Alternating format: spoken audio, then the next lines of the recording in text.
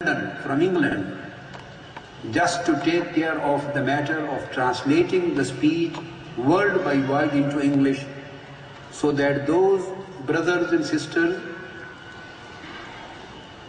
who they don't have the Pakistani ethnic background and they only can understand English, so they could equally appreciate, they could equally understand what is being said, and they don't feel themselves disconnected with the speech or disconnected with the substance which is being delivered to the audience. So I appreciate their effort, and I apologize from those brothers and sisters, those who would be understanding whatever I am going to explain through translation, and I hope inshallah they will enjoy, because these are the youth, both of my students. They normally, when I deliver Dawra of Sahih Bukhari and Dawra of Sahih Muslim and on Hadith in England, just for scholars and ulama in Urdu language, they always translate it into English. And whenever there are big gatherings and camps and seminars in English, then of course there is no need of translation. So alhamdulillah, they have arrived for this special assignment from England for you. So I don't think, no need to worry. Those who are saying Urdu, I understand. I was just explaining the situation, why the organizers suggested me to give my speech in Urdu. And I hope inshallah our brothers and sisters who were preferring, maybe they were preferring English speech, alhamdulillah, they will also enjoy equally as you are. Bismillah. حاضرین محترم،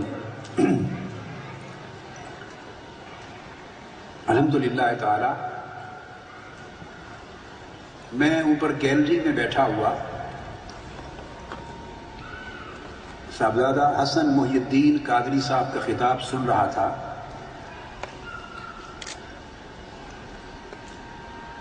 اور انہوں نے محبت، اطاعت، اتباع اور تعظیم کے جس سبجیکٹ کو بیان کیا،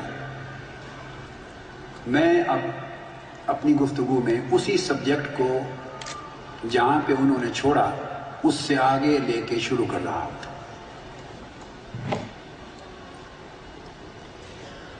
اور یہ ایک نیا انداز ہے آپ کے لیے حضور نبی اکرم صلی اللہ تعالیٰ علیہ وآلہ وسلم کی شخصیت مقدسہ کو اور آپ کی سیرت طیبہ کو سمجھنے کا، اور آج کی دنیا میں حضور علیہ الصلوۃ والسلام کی شخصیت کو پریزنٹ کرنے کا۔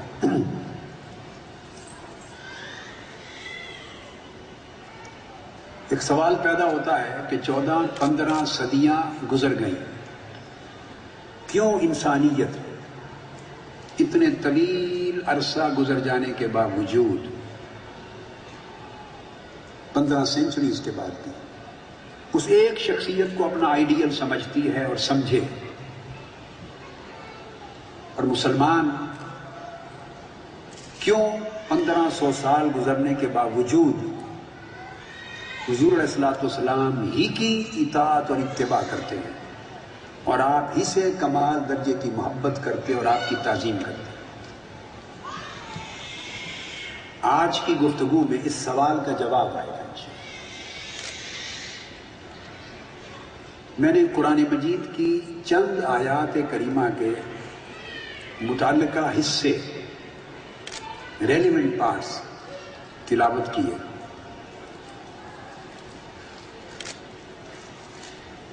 اگر ان چاروں مقامات جو قرآن مجید کے میں نے پڑھے ان کو سامنے رکھ لیں تو یہ بات سمجھ میں آتی ہے کہ قرآن مجید میں اللہ تعالیٰ نے حضور علیہ الصلوۃ والسلام کی امت پر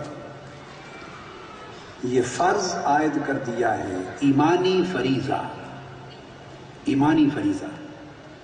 کہ وہ حضور صلی اللہ تعالیٰ علیہ وآلہ وسلم سے 4 طرح کا تعلق رکھے۔ کتنی طرح کا؟ اونچا بولیے۔ چار طرح کا تعلق قائم ہو تب ایمان درست بھی ہوگا اور کامل بھی ہوگا۔ اگر ان چاروں ڈائمینشنز میں جو حضور علیہ الصلوۃ والسلام کے ساتھ ریلیشن شپ کی ہیں، تعلق کی ہیں، اٹیچمنٹ کی ہیں، ان چاروں کنیکشنز میں سے کوئی ایک بھی کمزور رہ گیا تو ایمان کمزور ہو جاتا ہے، ناقص ہو جاتا ہے۔ کامل ایمان کا تقاضا ہے کہ چاروں طریقے سے بیک وقت حضور علیہ الصلوۃ والسلام سے جڑ جایا جائے، کنیکٹ ہو جایا جائے، اور وہ چار چینلز، وہ چار پاتھس، طریقے، چار موڈز، وہ چار ڈائمینشن حضور علیہ الصلوۃ والسلام سے کنیکٹ ہونے کے، جڑ جانے کے، وہ ہیں ایک محبت کہ آقا علیہ الصلوۃ والسلام کی ذات اقدس سے بے پناہ محبت کی جائے۔ یہ ایمان کی تعریف بتا رہا ہوں، اس کے بغیر ایمان کامل نہیں ہوگا۔ دوسرا اطاعت، جو کچھ حضور علیہ السلام نے فرمایا اس کی تعمیل کی جائے۔ تیسری اتباع، جو کچھ حضور علیہ الصلوۃ والسلام نے کیا اس کی پیروی کی جائے پریکٹیکلی۔ اور چوتھا تعظیم، آقا علیہ الصلوۃ والسلام کا کمال درجے میں ادب اور تعظیم و تکریم کی جائے کہ اللہ رب العزت کے بعد کائنات میں اتنا ادب اور اتنی تعظیم کسی اور کے لیے نہ ہو قیامت تک جتنی حضور علیہ الصلوۃ والسلام کی۔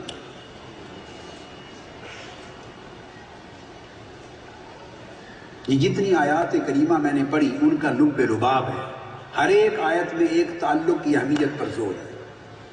النبی اولیٰ بالمؤمنین من انفسہم، اس میں حکم دیا گیا ہے کہ مومن وہ ہیں جو رسول پاک صلی اللہ علیہ وسلم کو اپنی جانوں سے بھی بڑھ کر ان سے محبت کریں، جان سے بھی بڑھ کر محبت کریں۔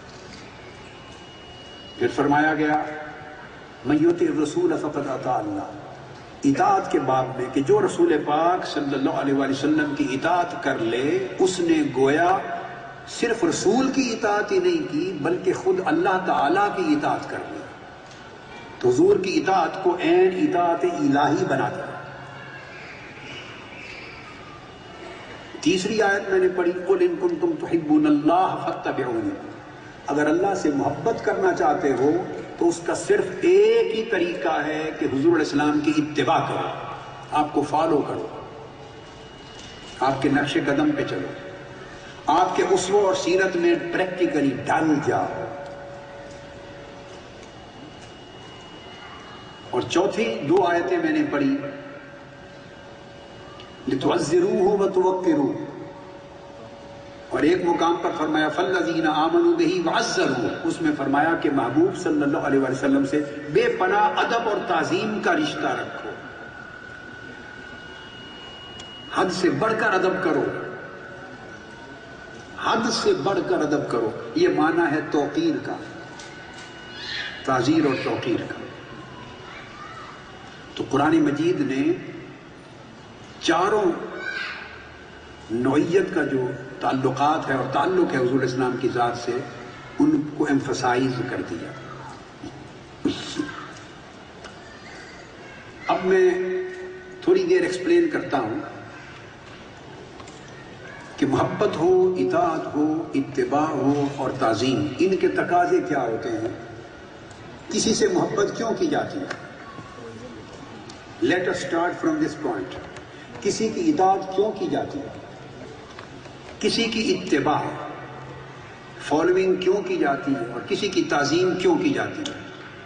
ایک کوشچن وائی لگاتے ہیں، کوشچن مارک، کیوں؟ اب اس کے جواب کی طرف آتے ہیں۔ جواب سمپل ہے،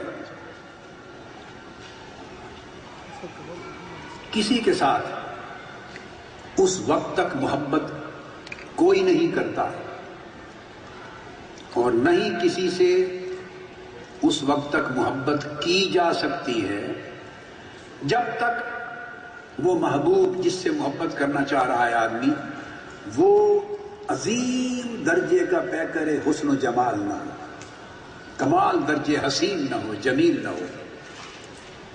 حسن اور جمال کے پیمانے ڈیفرنٹ ہو سکتے ہیں from country to country, from subcontinent to subcontinent, امریکہ کے، افریقہ کے، ایشیا کے، پیمانے الگ الگ ہو سکتے ہیں، مگر جو بھی پیمانہ محبت کرنے والوں کا ذہن میں ہو اس پیمانے کے مطابق حسن کمال درجے کا ہو۔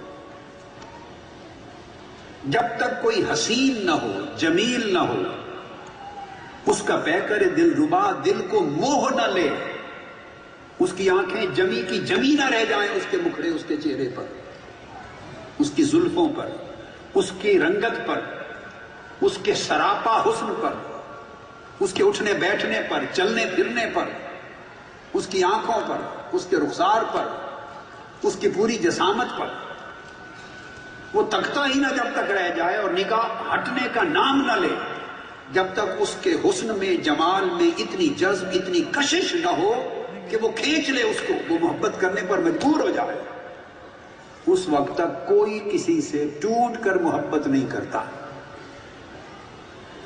تو محبت کمال درجے کا حسن و جمال مانگتی ہے۔ اور پھر اس کے ساتھ اور ایسپیکٹ بھی ہیں۔ اگر محبوب جسمانی طور پہ حسین تو ہے، مگر ہے بڑا بد مزاج اور بد اخلاق اور جھوٹا اور مکار اور ظالم اور فراڈولنٹ اور کرپٹ، اس طرح کا اس کا کریکٹر ہے کہ اس میں انٹیگریٹی نہیں ہے، اس میں نوبلٹی آف کریکٹر نہیں ہے، اس کا بیہیویئر اور کنڈکٹ اپریشیبل نہیں ہے، قابل تعریف نہیں ہے، اس میں مورل ویلیوز نہیں ہے، ہیومن ویلیوز نہیں ہے، زبان اچھی نہیں ہے، اگر اس قسم کی خرابیاں آ جائیں تو محبت کا رشتہ پھر ٹوٹ جاتا ہے۔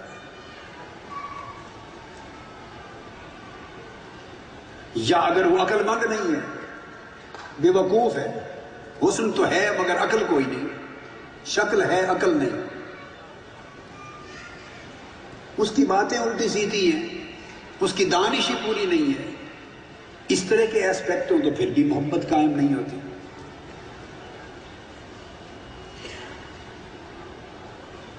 تو محبت کے لیے یہ تقاضے ہیں کہ کوئی ایسا پیکر حسین، پیکر محسوس، پیکر حسن، پیکر جمال، پیکر کمال ہو کہ انسان کو وہ کھینچ لے، اس کے دل اور روح کو اور آنکھوں کو اپنی طرف کھینچ لے، تب محبت ہوتی ہے۔